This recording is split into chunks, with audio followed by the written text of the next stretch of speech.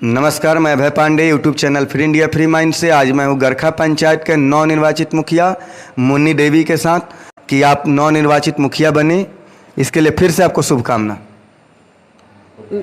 आपको भी धन्यवाद कर रही हूँ। मुझे बहुत खुशी हो रही है जनता सपोर्ट की।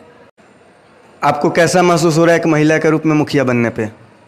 मुझे बहुत खुशी हो रही है। अब मैं बात करूंगा मुखिया प्रतिनिधि और मुन्नी देवी के पति राकेश चौधरी जी से। ये बताएंगे इनके आगामी योजनाओं के बारे में एवं आगे हम और विवेचन करेंगे। बहुत बहुत धन्यवाद, हम शुभकामना राकेश जी। आपको भी धन्यवाद करते हैं। अच्छा, एक बात बताइए, मुखिया बनने के बाद आपको कैसा लग रहा है? बहुत अच्छा लग रहा है और जनता ने हमको आभार वोट से हमको जिताया। जनता सबसे पहले तो मैं जनता का आभार व्यक्त करता हूँ, प्रकट करता हूँ, उनको शुभकामना देता हूँ, सलाम करता हूँ, प्रणाम करता हूँ। और सभी जाति के, सभी धर्म के जनता ने हमको बहुत अच्छा वोट से हमको। अच्छा, पूर्व मुखिया के कामों का आकलन आप कैसे करते हैं? पूर्व मुखिया के आकलन को क्या गिनाना है। अगर पूर्व मुखिया अगर काम किए रहते पंचायत में तो आज ये बुरी तरह पराजित नहीं होते हैं। आपके पंचायत में नल जल योजना की क्या स्थिति है? नल जल योजना के तो स्थिति बहुत गड़बड़ है।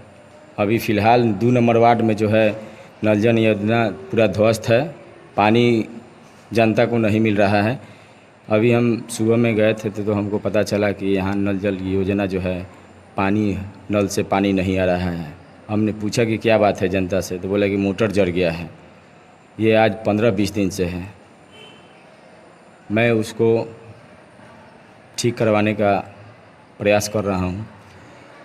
एक बात बताइए, गरखा पंचायत में एक बार नाले को लेकर बात सामने आई थी, तो नाले को बनाने में गड़बड़ी जो हुई है या जो हुई होगी उसको आप कैसे ठीक कराएंगे?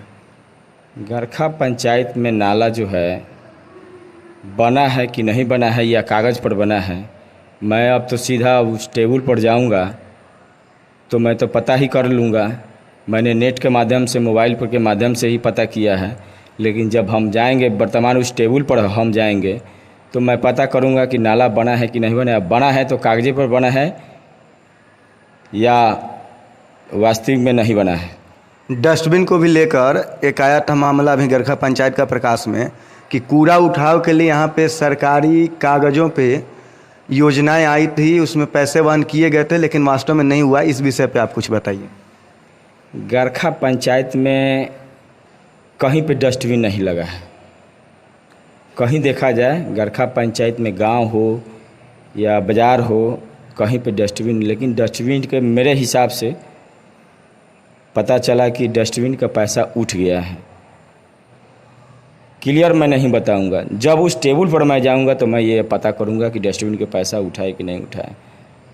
अच्छा, गरखा बाज़ार है तो गरखा बाज़ार में कहीं भी सामुदायिक शौचालय की व्यवस्था नहीं है। यानी बाज़ार की बात मैं कर रहा हूँ, बाज़ार के बाहर की बात नहीं कर रहा हूँ।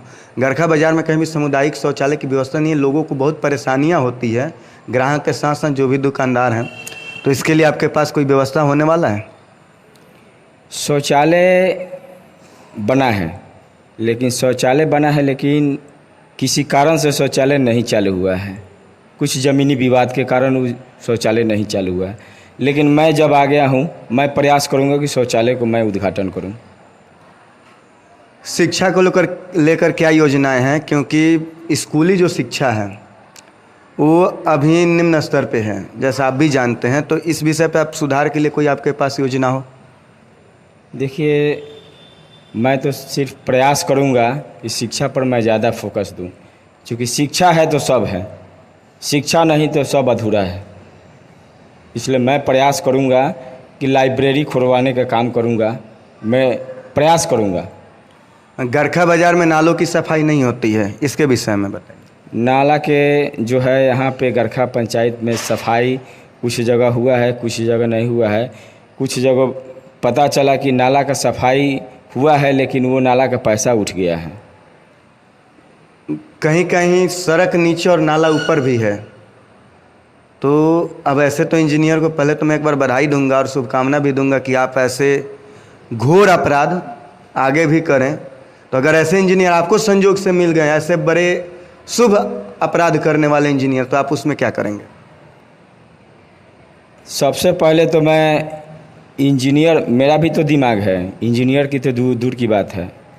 कहीं कहीं नाला अभी बना हुआ है, वर्तमान में नाला बना हुआ है कि आज भी जो है हम लोग चुनाव में घूम रहे थे तो नाला तो बन गया है, लेकिन नाला बना है तो पानी निकासी नहीं है। पानी क्यों नहीं निकासी है? नाला ऊपर बन गया है और पानी की निकासी नीचे है। बोरी से गांव वाला आदमी कुछ हमारे सहयोग से ना पानी जो है दलित बस्ती में आने जाने में बहुत पानी हेल के जाना पड़ता था, उसको बोरिंग से पानी निकलवाया गया है और दबंगई करके नाला बनाया गया है दलित बस्ती में।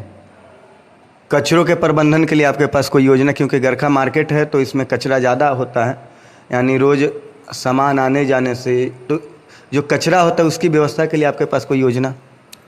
अभी तो मेरे पास कोई योजना नहीं है। मैं जब उस टेबल पर जाऊंगा तो योजना को पता करूंगा।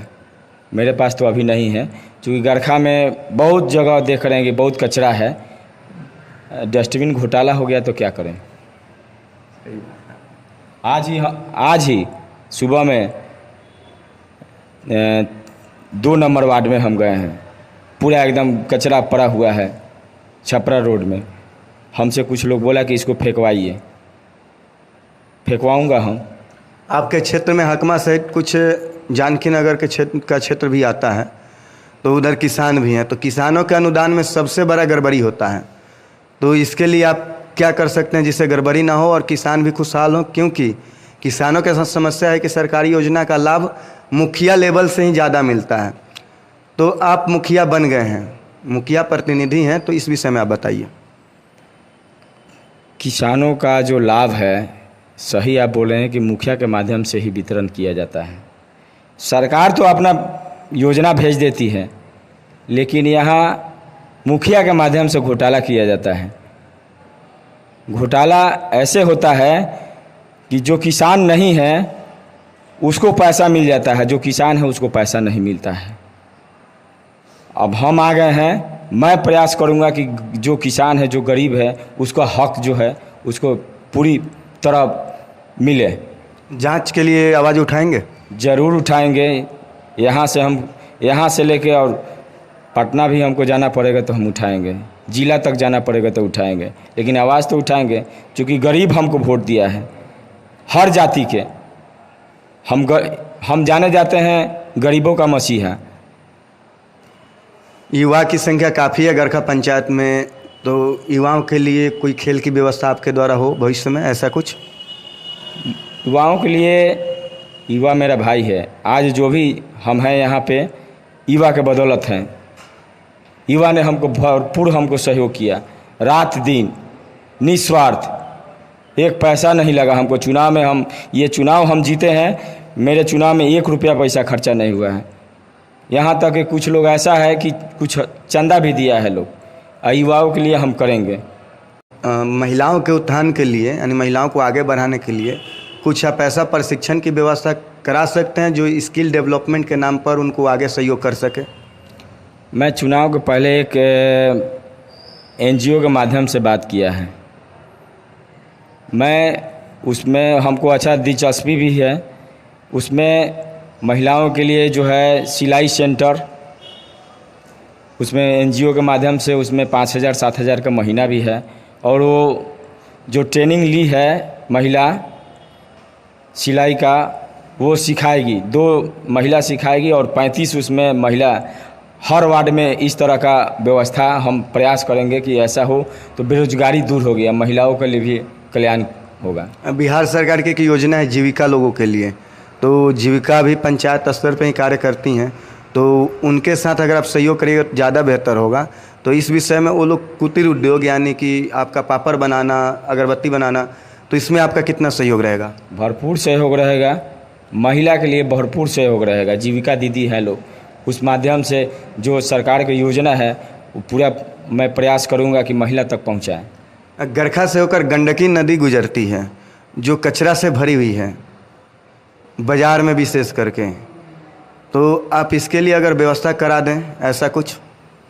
सरकार के एक योजना है जल जीवन हरियाली, उस माध्यम से मैं देख रहा हूँ जो हम लोग के गरखा का नदी है दिन पर दिन विलुप्त होते जा रही है।